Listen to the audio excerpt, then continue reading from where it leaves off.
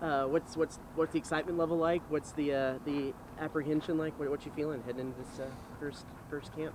Yeah, excitement levels through the roof. We've been working for about 2 weeks into our skill hours that the NCAA permits. So I think we have the guys, and the goal of that is just kind of see where they are coming off the break, and then get their bodies ready for practice, which is always more intense than the skill hours. And then, just like we start today with some inter-squad games, a lot of guys look good in the bullpen. A lot of guys look good in the batting cages or in batting practice, but that's not where the game's played. The game's played, on the field and against competition. So the inter-squad games will tell us more than we know today, or than we knew yesterday. We'll know today.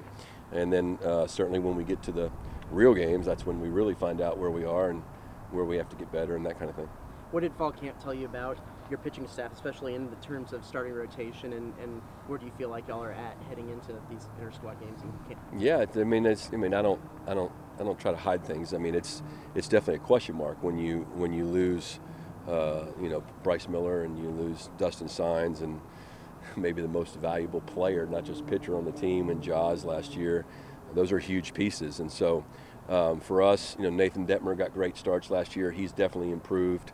I think Micah Dallas has pitched, in a variety of roles at Texas Tech, and so he certainly has experience in doing that. Ryan Prager, a young freshman, he's super talented and has a great future. Trying not to put too much on him if we can help it. And then there's there's probably 3 to 4 other guys that, to be real frank with you, they need to step forward, and they need to, separate themselves from the pack, and that's what we're going to try to find in the next 3 weeks. And from a bullpen standpoint, I think there's a lot of pieces down there, but they're super inexperienced. I think when you look through, with the exception of a couple transfers and Joseph Menifee, there's a lot of freshmen and redshirt freshmen that don't have a whole lot of experience, and they're going to have to pitch. So that's going to be, we just need to get them healthy, get to the games, and then find out who can handle it, when it really counts, when the lights come on. But I think there's pieces. It's just a matter of putting it together. Certainly not the most ideal situation. Each year you would rather have at least one surefire, experienced pitcher. Nathan Detmer would be the closest to that with SEC experience in terms of a starter. Micah Dallas would be that in terms of college baseball in general. And Nathan took that next step up in Savannah too, didn't he, over the summer? He did, and he's really, today will be a big day. This is his first inter-squad, but his simulated games, his bullpens have all been vastly improved. We actually ended up shutting him down a little bit in the fall because he was getting tired. He pitched all summer. His stuff was going a little bit backwards. If we're going to have any kind of positive, postseason, and get into a postseason, stuff like that, Detmer has to be a huge part of it. So we shut him down, and I think that really helped him getting back. You've done this before, but it's been a while. What's the most difficult part of the transition to a new program and beginning to build a new program? I just think, defining a culture with a group of players that, and standards as to how we want to do things. And to be real frank with you, it's gone really well. And Coach Childress is to be credited for that, because there was already, good structure. There was already good discipline. There was already good accountability. This wasn't a program that, was some jackleg program where kids were running roughshod and getting to do what they wanted to do. Coach Childress ran a super successful, disciplined program, and with a few tweaks on just things that are more individual to us, versus his staff. It's been great. And another thing is the transfers. We got super lucky. When you take 10 or 11 transfers, there's normally some baggage that comes with a couple of those guys. And to be 100% honest, not one guy has it. They're all superior kids, guys that I say, the greatest compliment I can give a player is it's who you want your daughter to marry and who you want your son to grow up to be. And, every single one of those kids is that. And so, makeup-wise, nobody's been punched in the face yet. So, and we'll certainly have that coming. But I like where they are, in that culture environment. With that being said, you said you like where the culture is. What is the focus of this early part of camp right now? Evaluation. Number one, just getting the pitchers in the games, building up their pitch count, the guys we think have a chance to be starting pitchers, and give them a chance to compete for jobs. But that's just for the first weekend, you know. Even the teams that make it to the College World Series and play in the final championship series, the lineup at the start of the season is never the lineup at the end of the season, right?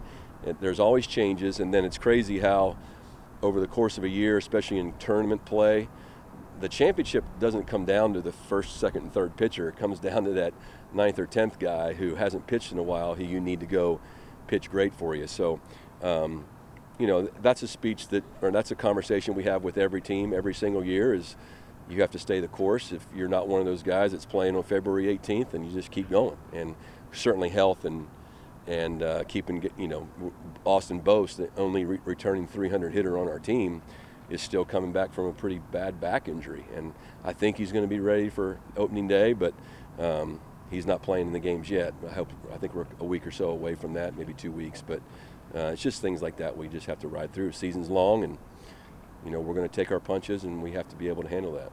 From what you've seen so far, how would you say, the talent level of this team is, and the readiness for this squad to compete in the SEC? Yeah, I think the talent level is plenty good enough to compete in the Southeastern Conference. Whether it's good enough to win a championship remains to be seen. You would have to have a lot of what ifs come true, to be honest. But there's plenty of talent there, but just a lot of inexperience. And playing in the SEC and the SEC West is not exactly the way you want to build your experience, but it's the only way we have. Offensively, I can tell you this: there's never been a good baseball team without a good catcher. There's never been a good baseball team without a good shortstop. And we have a very good catching situation in Troy Claunch and the other guys that play back there. And then I can't tell you how grateful I am that Kalai Harrison is an Aggie. You talk about a steady, winning, self-aware player. In my 31 years of college coaching, at least to this point, he's as good as I've coached. And, you don't go to Omaha 5 or 6 times like we've done without really good shortstops, and Kalai's right there with all of them. Coach, you mentioned Claunch. Since he's been here, how has he fit in with the pitching staff, and what has he given you from a catching standpoint? Yeah, just superior human, superior leader. He has track record, first team all Pac-12 catcher. He's played in the College World Series. He's played on national championship teams. He's played behind and with the first pick of the draft, and Adley Rushman. I think he was the first pick, or in the first couple picks, and he's the perfect combination of confident and yet humble, and he's done a really good job of coming into a situation with some veteran players and just kind of easing into things, and then gaining the respect of his teammates, especially the pitching staff, to where he can go back there and they listen to him. And so he's like another coach on the field. When he's finished playing, we're still going to have him around the program while he's finishing his degree, because he brings a lot to the table. For the guys that did get experience last year, coach, as freshmen, how big is that for them? Like the Kalais and Logan Britts that are coming back for you? Yeah, it's on a team full of guys that don't have SEC experience. Those are the guys you're going to lean on. Logan and Boast and Kalai, and even Brett Minnick before he got hurt. Taylor Smith got some at bats, and the pitchers in Menifee, Detmer, for sure. So. It's good for me. I've never coached in this league consistently. We only have one coach on the staff, and Nolan Kane. So a lot of questions to ask him. But all we can do is just start playing and then see what happens. Pray for good weather. Has the SEC and the challenge that'll present changed at all the way that you look at coaching, or the way that you look at program building? Well, I think it's going to have to. I think, I don't handle losing well, and I'm not very patient. And when you hear, some of my very best and most long-term friends, like Mike Bianco, that have coached in this league, and you hear them talk, and even Coach Childress, the conversations we would have about, hey man, if you can just get to 15 or 17 wins in this league, that's, in the Big 12, it was more about, getting, playing 24 games, trying to be 17-7 or 18-6, and that doesn't happen a whole lot in this conference. So I think that's, I think everybody knows, or everybody that's been through it knows what a grind it is day to day. And I think for my own my own coaching style. I'm preparing myself for that, and I'm still going to hold the kids accountable, but just I think the ability to remain positive and move on to the next day is, we talk about that all the time, but when you actually get presented with that challenge, that's going to be my biggest thing, and I've made a full-time commitment to that. Not that I anticipate this. I mean, I'm hoping to win them all, but I don't think that's happened. So, it's a process that I'm going to have to go through, to be real frank with you, no doubt about it. Coach, you have a premier two-sport athlete on campus now. I know there's a lot that goes on when they change the rule from 20 hours in each sport to 20 hours total practice. How do you work that in with Connor and Jimbo and the conversations y'all have to have about his ability to play, or if it's something that he's not going to do this season?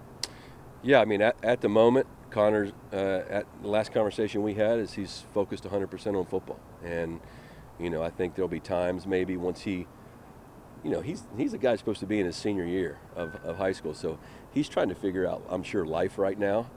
He's trying to figure out where to go to class and where he's supposed to be and what time he's supposed to be there. And to throw another thing in there would be tough on him. But I think we haven't really talked about this much. He knows that he's more than welcome down here anytime. He's got a locker. If he needs to come down, he just wants to come down on his own and hit in the batting cages, he can do that. But he's focused on football. Coach Fisher has been awesome to work with. And, I've been doing this 31 years and had some really good two-sport players, but it comes down to the player. If the player wants to play, he'll play. If that's what he was told in recruiting, he'll play. And sometimes that happens, and sometimes one sport, takes precedence over another, and it evolves into just that sport. And so we all know what drives the engine around here, and I'm supportive of that. There's no bigger Aggie football fan than I am, and there's no bigger Connor Wegman football fan than me, other than maybe Coach Fisher. So, but yeah, he's welcome to be here, but not until he's ready, and not until Coach Fisher is comfortable with that. But Coach Fisher has at least said to me, hey, whatever he wants to do, I'm supportive. And I think he's won 2 national titles, and both of them with football, baseball guys, right? So hopefully that can happen. Did you see him later this spring, or not at all this spring, or maybe next year? Yeah, we have no plans. To be frank with you, my only conversation with Connor has been he wants to really focus on football this spring. He wants to get down here when he can, and even if it's just by himself, and he's welcome to do that. And then he'll come be in baseball next year. But we're going to leave that door open. Sometimes a guy like that gets competitive juices and changes his mind. So we'll just see how his semester goes academically and spring practice and all those things. But he's welcome to be a part of us now, or he's welcome next fall. Coach, you unveiled new jerseys last night. What was that like for the guys who got to participate in the fashion show? What all went into the design of the jerseys, and if you have a favorite, share that with us. Yeah, I mean, it went great. First of all, I think the 280 or so ladies in attendance enjoyed that, and our guys definitely hammed it up, as I knew they would. That was a good night. Into designing the jerseys, I just think that I just went back through the annals of A&M baseball, and look, I'm not a big trendy uniform guy. I'll try a few things, but especially at a place like this. I just went back through. All you got to do is walk that one hallway back there, and you see some of the most classic, greatest uniforms in the history of college baseball. And so, took a lot of those. And my only thing is I'm not in good enough shape to wear a V-neck jersey, so makes me look a little more portly than I am. So I didn't really want to wear a V-neck jersey. And then I know one big question has been about the pants up and the pants down. And I'm a traditionalist by trade. Ultimately it is up to me, but kind of like a parent, I kind of pick my battles. And so we're going to have some uniforms where the kids have the freedom to wear their pants up or down. But we're also going to have like a Sunday uniform where everybody is in stirrups and stuff like that. So try to mix it in a little bit, give the kids a little bit of freedom on what they want to do. Nothing crazy.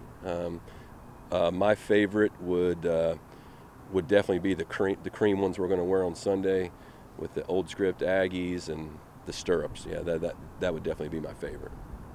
But we'll see. We'll see what the record becomes in each one, and that's not a superstition. That would just be a routine. They told you it stays 40 degrees and windy here through February, right?